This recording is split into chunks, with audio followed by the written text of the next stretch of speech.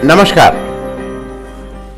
आज हम लोग बात करेंगे, जैसे देश में एक बहुत आजकल चल रहा है ease of doing business. Ease of doing business का मतलब यह है कि यहां पे आप अपना व्यापार करना चाहिए, कारोबार करना चाहिए तो कितना आसान है।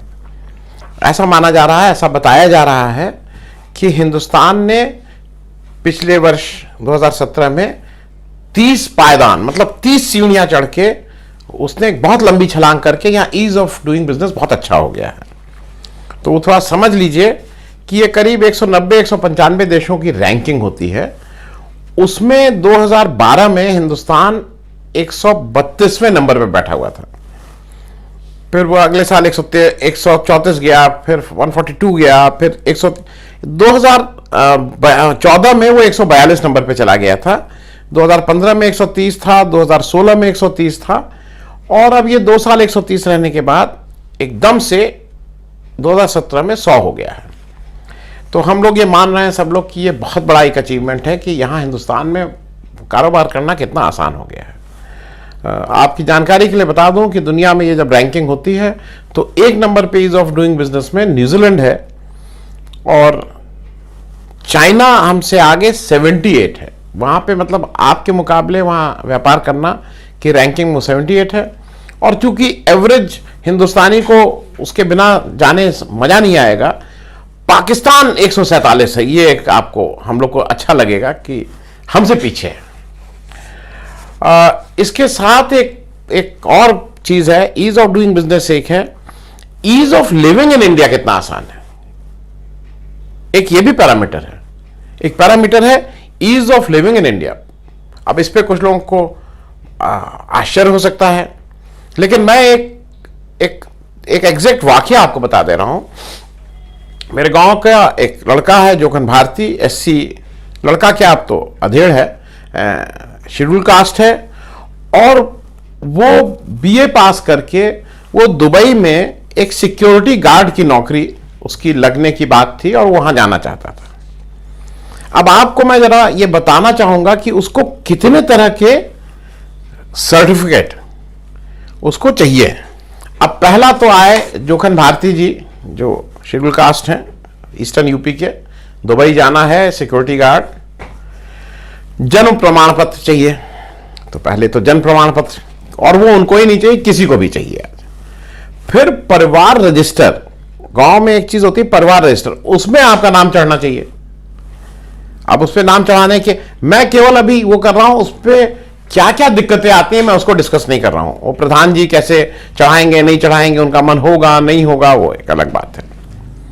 फिर अब तो आधार कार्ड चाहिए, क्योंकि आप कुछ भी करने जाएंगे तो आधार कार्ड। फिर एक राशन कार्ड, क्योंकि आपको जब कुछ मतलब अनाज लेके आना है या गेहूं चावल लेके आना है तो राशन कार्ड से मिलेगा। राशन कार्ड में ही एक छुपा हुआ एक कार्ड और होता है जो बीपीएल कार्ड भी होता है, क्योंकि ये बहुत छोटे परिवार से आ रहे थे तो इनको एक वो राशन कार्ड का कलर चेंज हो जाता है, उससे वो बीपीएल हो जाता है। तो बीपीएल कार्ड भी, हालांकि वो अलग से नहीं, लेकिन वो पार्ट ऑफ राशन कार्ड है, लेकिन बीपीएल कार्ड मिलने के अपने पापड़ बेलने पड़ेंगे। फिर अब इनको एक जाति प्रमाण पत्र चाहिए, ये छठा है। 7वां, इनको नहीं सभी को चाहिए, 7वां निवास प्रमाण पत्र, ये रहते कहां हैं। 8वां, अब इनको एक मतदाता पहचान पत्र भी चाहिए, क्योंकि भाई अगर गांव में है 18 साल से ऊपर हैं तो इनका मतदाता पहचान पत्र भी होना चाहिए। अब 9वां है आय प्रमाण पत्र, आपकी आय क्या है। 10वां है चरित्र प्रमाण पत्र, और ये चरित्र प्रमाण पत्र सरकार ने बता रखा है कि अलग अलग स्टेज पे लोग इसको देंगे। फिर 11वां है हैसियत प्रमाण पत्र, आपकी हैसियत क्या है। फिर 12वां है, क्योंकि अगर आपको मोटरसाइकिल भी चलाना आता है तो उसके लिए एक ड्राइविंग लाइसेंस। तो ड्राइविंग लाइसेंस आप लेने में कितना आसान है, ये जिसके पास ड्राइविंग लाइसेंस है उसको पता ही होगा, क्योंकि 2 तरह की कैटेगरी है। एक कैटेगरी वो है जो ड्राइविंग लाइसेंस बनवाने ही नहीं जाती है, उसका ड्राइविंग लाइसेंस बन के घर पे डिलीवर हो जाता है, और ये जो भी प्रभावशाली लोग हैं, ये ज्यादातर लोग प्रभावशाली में जाते नहीं हैं। लेकिन अब चूंकि बायोमेट्रिक शुरू हो गया है, तो पिछले 2-4 साल से होता है कि भाई आ जाइए बस 2 मिनट के लिए, लेकिन उसके पहले कोई जाता नहीं था। फिर एक किया है क्योंकि सिक्योरिटी गार्ड में जा रहे हैं, तो बंदूक का लाइसेंस। अब बंदूक का लाइसेंस लेना कितना आसान है, ये जिसने बंदूक का लाइसेंस ले रखा होगा या जिसके घर में किसी के पास होगा, ये जरा उससे पूछ लीजिएगा कि बंदूक का लाइसेंस कितना है। ये 13वां था। अब 14वां है pan, permanent account number, pan भी हो गया। 15वां है पासपोर्ट। सरकार तो बताती है कि पासपोर्ट कितना आसान है, लेकिन आप सब लोग जिसने पासपोर्ट बनाया है, ईमानदारी से बता दीजिएगा कि जब घर पे वो पुलिस वाला आता है आपको से मिलने के लिए और ये आइडेंटिफाई करने के लिए कि आप यहीं रहते हैं, तो कितने लोगों ने उसको पैसा दिया है या नहीं दिया है, ये कहने की कोई जरूरत नहीं। जिसने भी पासपोर्ट बनवाया है वो खुद ही बता दे कि उसने पैसा दिया था कि नहीं दिया था, और बिना पैसा दिए उसका पासपोर्ट कैसे बना था, पुलिस वेरिफिकेशन कैसे हुआ था। पासपोर्ट के बाद एक इनको पासबुक, बैंक में मोदी जी ने बहुत अच्छा काम कर दिया है कि भाई हर एक का अकाउंट खुल गया है तो एक पासबुक भी दीजिए। अब पासबुक भी निकल गई। अब 17वां नंबर है किसान बही। एक किसान बही आएगी, किसान बही भी दीजिए भाई। अब चूंकि जब तक आप दुबई नहीं जा रहे हैं तब तक आपको मनरेगा मस्टर रोल में भी अपना नाम डाले रहिए, क्योंकि जब मनरेगा का कुछ काम आएगा तो कम से कम आपको जो मनरेगा की मिनिमम मजदूरी है 200-250-300 रुपए वो मिल जाए, क्योंकि उसमें भी प्रधान को पटा हटा के आप कुछ पैसा दे दिला के कुछ तो पैसा मिलेगा ही जोखन जी को। तो ये तो हो गया था 18वां। अब 19वां है खसरा। हालांकि कहने को खसरा आपके उस पर निकल आएगा, भूलेख में जाके देखिए तो आप कंप्यूटर से खुद देख सकते हैं, लेकिन उसकी कोई वैलिडिटी नहीं है, क्योंकि जब तक लेखपाल जी उस पर मोहर नहीं लगाएंगे, उस खसरा और खतौनी जो 19वां और 20वां वो है, तब तक वो कागज का टुकड़ा है। लेखपाल जी क्यों और कब मोहर लगाएंगे, ये जिसने खसरा खतौनी निकाला है या निकलवाया है, तो या तो वकील को पैसा दे के उसके थ्रू लेखपाल से उस पर मोहर लगवाएगा, या तो नहीं लगवाएगा, या उसके बिना मिलेगा नहीं। अब आया 21 नंबर पे, अगर मतलब चूंकि आपका कहीं होता है स्वास्थ्य बीमा कार्ड, मोदी जी ने अच्छे अच्छे तोहफे दिए, उसमें एक स्वास्थ्य बीमा कार्ड भी दे दिया। अब चूंकि इनकी शादी हो गई है जोखन जी की, तो इनको एक विवाह प्रमाण पत्र भी देना है। नहीं तो विवाह प्रमाण पत्र 40 साल की शादी के बाद भी अगर आप विदेश जा रहे हैं तो ये माना जाएगा कि आप लोग का विवाह नहीं हुआ है। ये जो भी विदेश गया है पति पत्नी, वो सब ये जान रहे हैं और सब लोग इस रिचुअल से गुजरे हैं। तो ये हो गया 22वां। 23वां है जिस कंपनी में ये एनरोल हुए हैं जो इनको भेज रहे हैं उसका पहचान पत्र। 24वां कंपनी की सर्विस बुक। और 25वां अगर पैन है और आईटीआर नहीं भरा तो आपके पीछे फिर कोई ना कोई पेनाल्टी या कुछ ना कुछ आपसे पैसा निकाला जाएगा। और ये तो 25 हो गए। और अगर ये सब कोई बहुत सक्सेसफुली ले लिया तो मुझे ऐसा लगता है कि इस 25 प्रमाण पत्र लेते लेते 26वें प्रमाण पत्र तक तो वो पहुंच ही जाएगा जो है मृत्यु प्रमाण पत्र, क्योंकि इतने प्रमाण पत्र को अगर वो लेगा लीगली तो मृत्यु तक की जर्नी तो वो कर ही चुका होगा। मैं आप लोगों से ये सारी बात इसलिए शेयर कर रहा हूं कि 26 प्रमाण पत्र किसी आदमी को हिंदुस्तान में चाहिए। ये क्या उचित है? ये क्या इसकी जरूरत है? आप लाइसेंस राज को खत्म करने की बात कर रहे हैं, आप ईज ऑफ डूइंग बिजनेस कर रहे हैं, या ईज ऑफ लिविंग नहीं है जनाब। मैं अभी बाकी सर्टिफिकेट की तो बात ही नहीं किया हूं। अगर आपको मतलब आपने हाई स्कूल किया तो हाई स्कूल से इंटरमीडिएट करना है तो हाई स्कूल की मार्कशीट और सर्टिफिकेट, इंटरमीडिएट की मार्कशीट और सर्टिफिकेट, बीए, चूंकि जोखन जी बीए कहीं से कर लेंगे तो इनकी मार्कशीट और डिग्री। और डिग्री निकालना कितना एक महान कार्य है, ये कितना बड़ा काम है। ये जिनके आज भी हिंदुस्तान में एक बड़ी मेजॉरिटी के पास डिग्री नहीं रहती, मार्कशीट रहती है, क्योंकि डिग्री निकलेगी नहीं।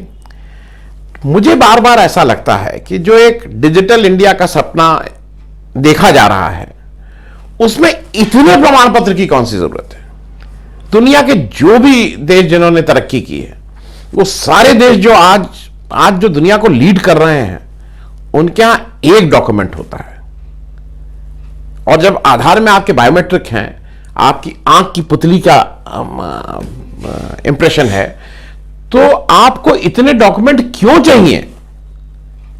ये क्यों नहीं इंटीग्रेट होते हैं? इसका एक कारण है, वो मैं आपको बता रहा हूं। क्योंकि हमारे यहां दिक्कत क्या है कि अगर मैं कोई अच्छी बात भी करूंगा और अगर आप राजनीतिक रूप से मेरी विरोधी पार्टी, तो मुझे कहना ही है कि खराब है, खराब है, खराब है। चाहे वो मैं अमृत लाके भी किसी को दे रहा हूं, तो मैं कहूंगा कि ये विषय विषय विषय, और बाद में भले ही मैं उस अमृत को पीने के लिए तैयार हूं। क्योंकि ये कार्यक्रम इसमें कहना है, आपको मैं अभी एक क्लिप है। प्रधानमंत्री जी, देश पूछना चाहता है, इस आधार कार्ड के पीछे कितने रुपए खर्च हुए? ये रुपये कहां गए?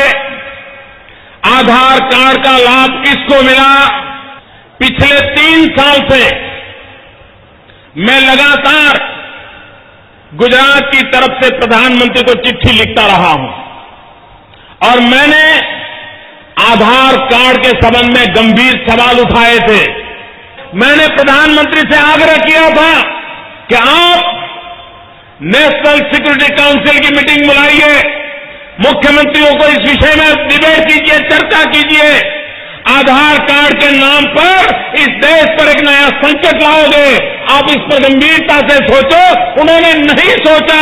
प्रधानमंत्री जी, देश जानना चाहता है, क्या हिंदुस्तान के सभी राज्य आपकी इस योजना से सहमत थे? क्या हिंदुस्तान के राज्यों ने सवालिया निशान नहीं खड़े किए थे? लेकिन ये अरबों खरबों रुपयों का आपने उड़ा दिया। गरीब के पेट में जाने वाले रुपये आपने लोगों को राजनीतिक रंग दिखाने के लिए पूरे कर दिए, और इसलिए देश को आपने जवाब देना। 2014 से पहले आधार, देखिए, आधार को बहुत साइंटिफिकली रूप से डिजाइन किया गया था, और हम सब लोग जो जानते हैं, नंदन नीलेकनी जो इंफोसिस के चेयरमैन होके यूआईडी के चेयरमैन बने थे, वो काबिल आदमी थे। वो मेरे ख्याल में यूआईडी के चेयरमैन, मेरी जो अंदाज है, वो कोई पैसे के कारण नहीं आए थे। उनको लगा था कि शायद दुनिया या देश उनको याद करेगा कि वो एक ऐसी चीज छोड़ के जा रहे हैं, वो इसलिए आए थे। लेकिन कितना विरोध हुआ था।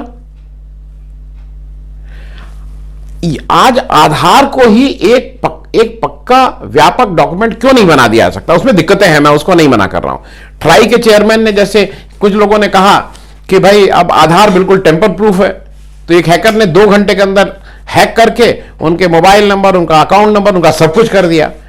वो एक हमारे यहां इशू है, वो हिंदुस्तानियों की समस्या है, वो टेक्नोलॉजी की समस्या नहीं है। टेक्नोलॉजी, देखिए, ये अगर देश को तरक्की करना है तो आपको बिना टेक्नोलॉजी के आप आगे नहीं जा सकते हैं। आपको टेक्नोलॉजी पे, जोकन भारती जी को अगर दुबई जाना है तो बिना टेक्नोलॉजी जी के जोकन भारती नहीं जा पाएंगे।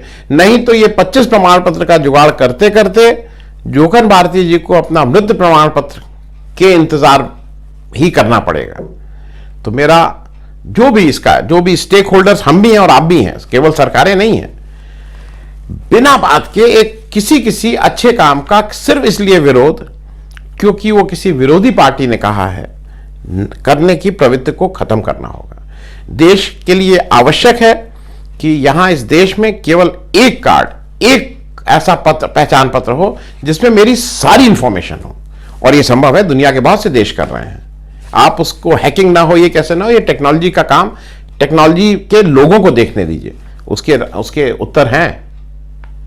तो इस अपेक्षा के साथ कि शायद जब तक मेरे मृत्यु प्रमाण पत्र लेने का समय आए, तब तक शायद इस देश में एक प्रमाण पत्र की जरूरत होगी।